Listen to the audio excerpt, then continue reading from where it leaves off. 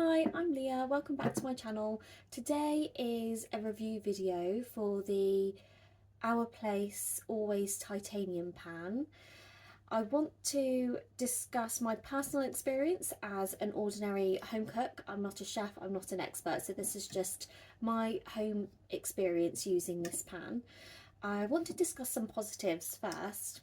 The first thing is the size. So first of all, here is the pan, if you can see, and it's a good size. This size was, I think, the 26.5 centimetre pan, and it's a pretty good size, just everyday pan. You can do most things with it, not too small, not too big. I could probably fit, if I was doing like little fritters, I could probably fit around 5 in there, or 5 little American small pancakes. Or I could do a bolognese, which would feed, I don't know, 4 to 6 people. So it's a really good size.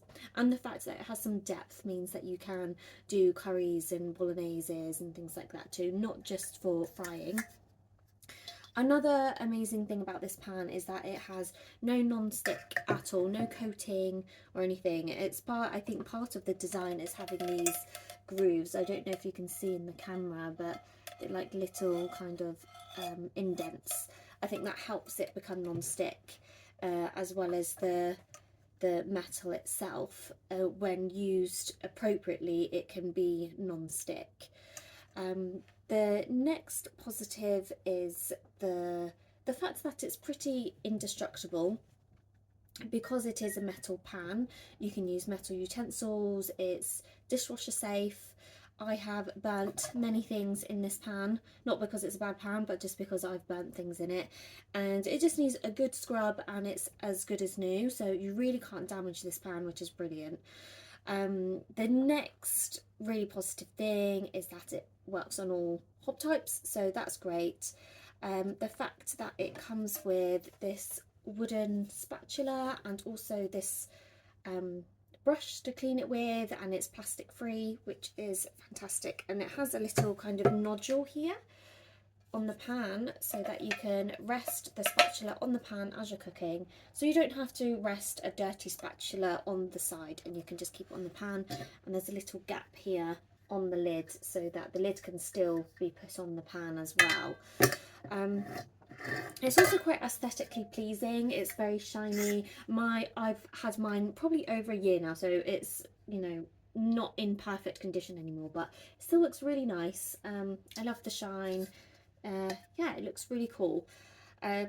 So overall, I really like this pan. I would definitely buy it again, but there are a few caveats and possibly negatives depending on, you know, how you cook and how easy you want your pan to be to cook with as well. So because it is metal, there is a little bit of a learning curve on how to cook with the pan, and there are kind of some skills and techniques that you can learn to make your cooking experience with the pan much easier. So things like meat and fish or fritters, when you're frying using this pan, it can be difficult and it can stick if you're not doing it correctly. I'm not an expert in this, but basically you need to heat the pan up quite high, and you can put some droplets of water, and if it kind of glides across the pan easily, then it's hot enough, and then you can add some oil and then turn it to the temperature you want, add the fritter or the fish or whatever you're frying, and you kind of let it cook. If you feel like it's going to burn or cooking too fast, just turn the temperature right down. And you need to let it self-release before you flip it, rather than trying to force the spatula in and then all falls apart. So there is a knack to it, but once you get the knack, it becomes quite easy. I feel like it took me a few goes, but I'm pretty good at it now. But most other things, like just frying veg or doing a bolognese or, you know, anything wet, you don't need a special skill, and it's just like any other pan.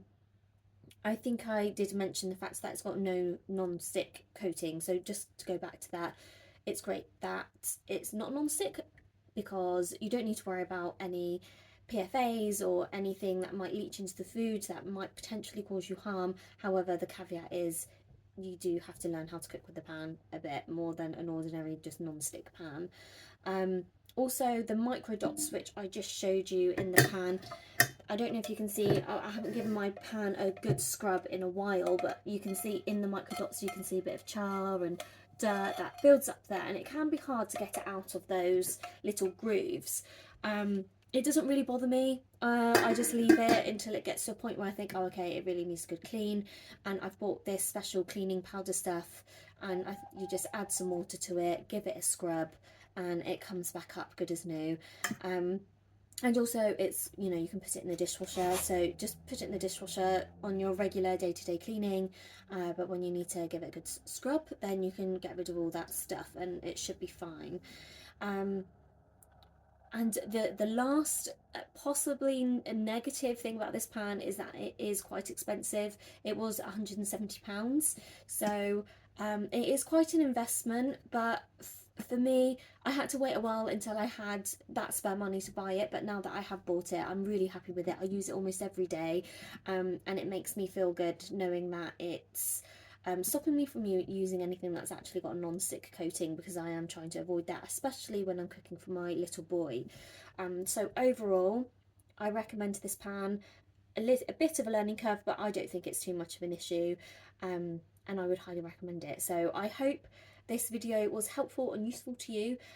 Please subscribe if you want to see any more of my videos, but thank you so much for watching and listening to me today.